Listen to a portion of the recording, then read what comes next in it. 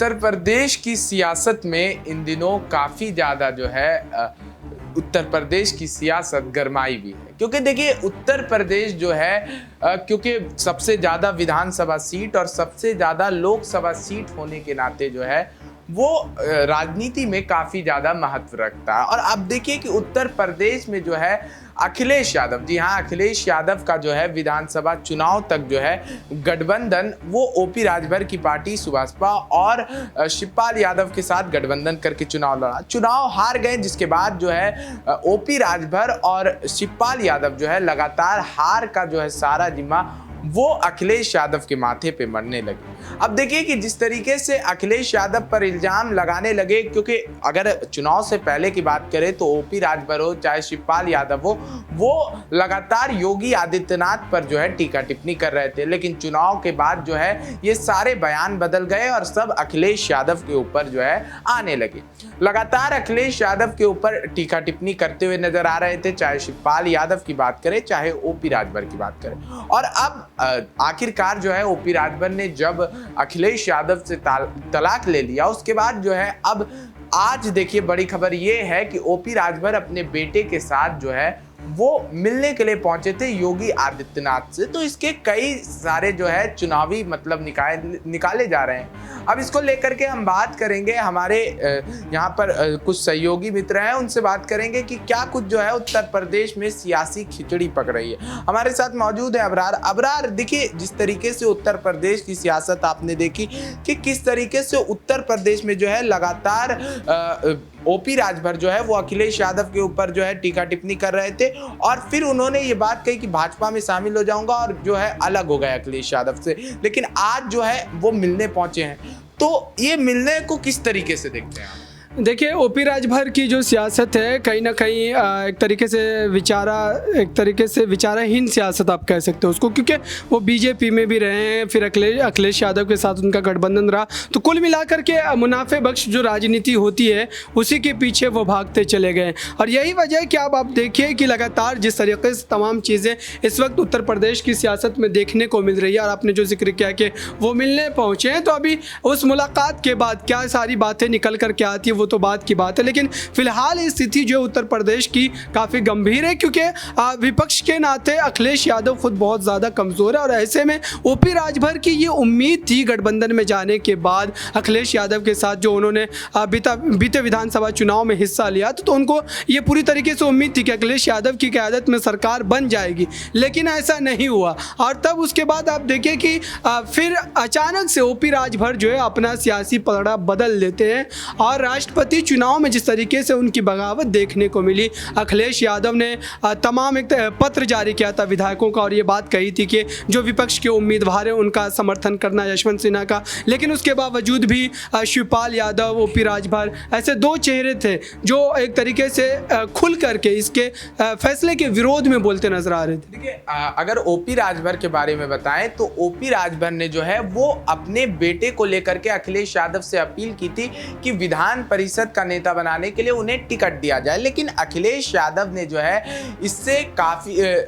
सीधे तौर पर जो है कहीं ना कहीं इनकार कर दिया था, जिससे ओपी राजभर जो है वो काफी ज्यादा कहीं ना कहीं नाराज भी चल रहे थे। तो इसको लेकर के भी, इस नाराजगी के कारण भी कहीं ना कहीं जो है ओपी राजभर अखिलेश यादव से अलग हो गए। लेकिन अब देखिए कि अपने बेटे के साथ योगी आदित्यनाथ जो है मिलने पहुंचे हैं, वो भी योगी आदित्यनाथ से मिलने पहुंचे ओपी राजभर अपने बेटे के साथ। तो यहाँ पर हमारे साथ हमारे वरिष्ठ सहयोगी हैं राकेश सर, उनसे बात करेंगे कि जिस तरीके से आज मिलने पहुंचे हैं अपने बेटे को। देखिए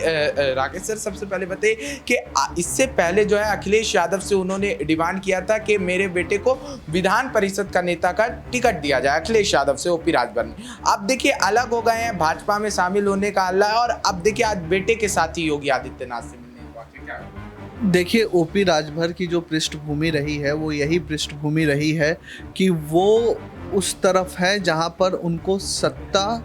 का भाव भारी लगता है, सत्ता का पलड़ा भारी है। तो ओपी राजभर अखिलेश यादव के साथ आए थे चुनाव से पहले, और चुनाव से पहले आने का कारण यही था कि जो थोड़ी बहुत हवा बन रही थी और ओपी राजभर का जो समीकरण था कि अगर अखिलेश यादव सत्ता में आते हैं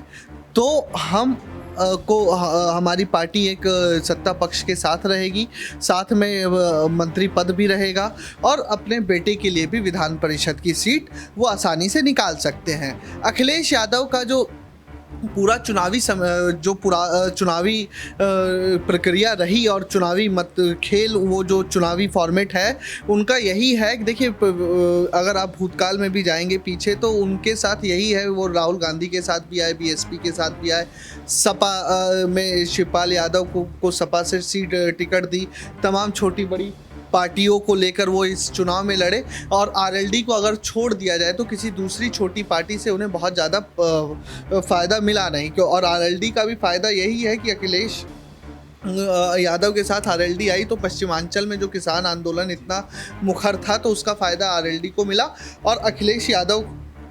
को भी दिखा कि हाँ, अगर जयंत चौधरी के साथ रहने में ये फ़ायदा है कि पश्चिम उत्तर प्रदेश में उनकी पकड़ बनी रहेगी। लेकिन ओपी राजभर जो पूर्वांचल में दम भरते हैं, जो कहते हैं कि पूर्वांचल में 15 से 20 सीटों पर राजभर वोट बैंक का प्रभाव है, अखिलेश यादव को वो विधानसभा जो भी 2022 का विधानसभा चुनाव आया और परिणाम जो आए उसमें उन्हें कुछ ऐसा एनालिसिस दिखा नहीं कि ओपी राजभर का पूर्वांचल में बहुत बड़ा वर्चस्व है। यही कारण है कि ओपी राजभर को अखिलेश यादव ने गठबंधन में रहते हुए भी हाशिए पर धकेल दिया और जो विधान परिषद की सीट वो अपने बेटे के लिए मांग रहे थे वो भी उनकी पूर्ण नहीं की गई और उसकी जगह स्वामी प्रसाद मौर्य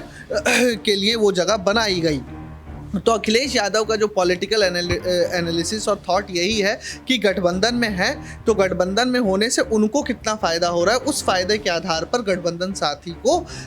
जो फ़ायदा मिलेगा गठबंधन में रहने का या नुकसान मिलेगा, ये चीज़ें वो तय करते हैं। सर देखिए कि ओपी राजभर को जो है चुनावी मेंढक कहा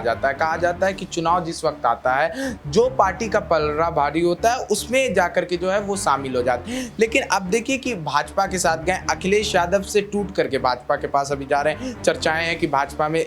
जो है भाजपा के साथ गठबंधन कर, तो अखिलेश यादव को एक तरीके से नुकसान हुआ कि फायदा हुआ? देखिए, अखिलेश यादव को बहुत बड़ा नुकसान नहीं है अगर ओपी राजभर चले जाते हैं। जो ओपी राजभर का जो पूर्वांचल में जो पकड़ थी वो कमज़ोर हुई है और उनकी जगह जो सुप्रिया पटेल हैं उनकी पकड़ जो पूर्वांचल में है वो बढ़ी है और उसके बाद बीजेपी खुद भी काम कर रही है पूर्वांचल में। और अखिलेश यादव को भी समझ में आ गया है कि पूर्वांचल में अगर खड़ा होना है तो बीजेपी से सीधी फाइट करनी पड़ेगी, किसी दूसरे के कंधे पर सवार होकर पूर्वांचल की राजनीति आप नहीं जीत सकते। और पूर्वांचल से आदित्यनाथ योगी स्वयं पूर्वांचल से आते हैं, कई बड़े नेता दयाशंकर पांडे, कई बड़े नेता जो पूर्वांचल से आते हैं और दयाशंकर पांडे खुद राजभर के अच्छे मित्र हैं। तो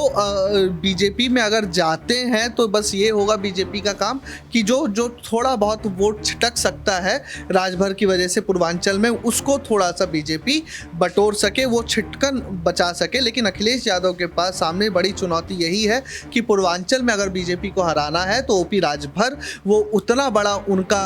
जो वोट बैंक का दायरा है नहीं है जो पूर्वांचल में बीजेपी को डायरेक्ट फाइट दे सके। तो अखिलेश यादव को पूर्वांचल की प्लानिंग इस हिसाब से करनी पड़ेगी कि वो बीजेपी को डायरेक्ट फाइट दे और डायरेक्ट फाइट में किसको, आदित्यनाथ योगी को डायरेक्ट फाइट देनी पड़ेगी। तो देखा आपने कि किस तरीके से वहां उत्तर प्रदेश में, यानी कि मिला जुला करके बात यही है कि अगर ओपी राजभर भाजपा के साथ आ भी जाते हैं तो भाजपा को ना उनसे काफ़ी ज़्यादा जो है फायदा नहीं देखने को मिलेगा और हो सकता है कि आगे चल करके ओपी राजभर को जो है हाशिए पर भाजपा भी ढकेल दे। तो फिलहाल आज की इस खबर में इतना ही, तब तक के लिए बने रहें और देखते रहें नेक्स्ट 9 न्यूज़ नेशन।